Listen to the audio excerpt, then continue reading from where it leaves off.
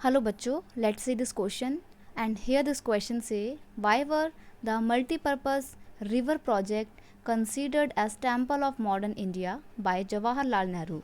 जो जवाहरलाल नेहरू थे वो मल्टीपर्पस रिवर प्रोजेक्ट को ना क्या बोलते थे, टेम्पल कहा करते थे, मॉडर्न इंडिया का, आधुनिक भारत का मंदिर कहा करते थे इन मल्टीपर्पस प्रोजेक्ट को। तो ऐसा क्यों है?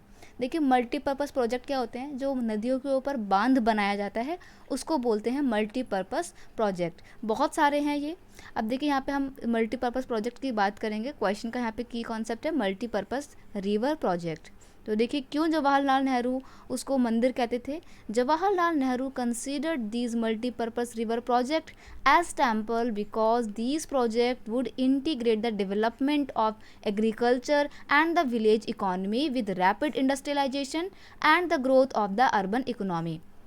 इसलिए वो इन मल्टीपर्पस रिवर प्रोजेक्ट को मंदिर कहते थे, बिकॉज ये क्या करता था, ये प्रोजेक्ट एग्रीकल्चर को एक ग्रोथ प्रोवाइड करेगा क्योंकि इरिगेशन की फैसिलिटी मिलेगी एग्रीकल्चर सेक्टर को, तो एग्रीकल्चर अच्छा होगा। दूसरी बात है कि जब एग्रीकल्चर अच्छा होगा तो विलेज की इकोनॉमी भी डेवलप होगी, और क्योंकि ये प्रोजेक्ट स्टार्ट होंगे तो धीरे धीरे आसपास के एरिया में इंडस्ट्रीज़ भी आ जाएंगी, टूरिस्ट सेक्टर डेवलप होगा, तो अर्बन इकोनॉमी का भी विकास होगा और विलेज इकोनॉमी का भी विकास होगा। तो ओवरऑल देखा जाए तो ये हमारी कंट्री के कुछ स्पेसिफिक एरिया में जहाँ पर ये प्रोजेक्ट लगाया जा रहा है वहाँ पे एक मेजर डेवलपमेंट का सोर्स बनेगा। इसीलिए जवाहरलाल नेहरू ने इन मल्टीपर्पस रिवर प्रोजेक्ट को क्या बनाया, क्या बोला, उनको मॉडर्न इंडिया का टेम्पल कंसिडर किया। ठीक है। एंड जवाहरलाल नेहरू कौन थे?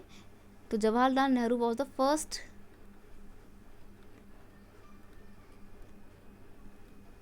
Prime minister of India, right.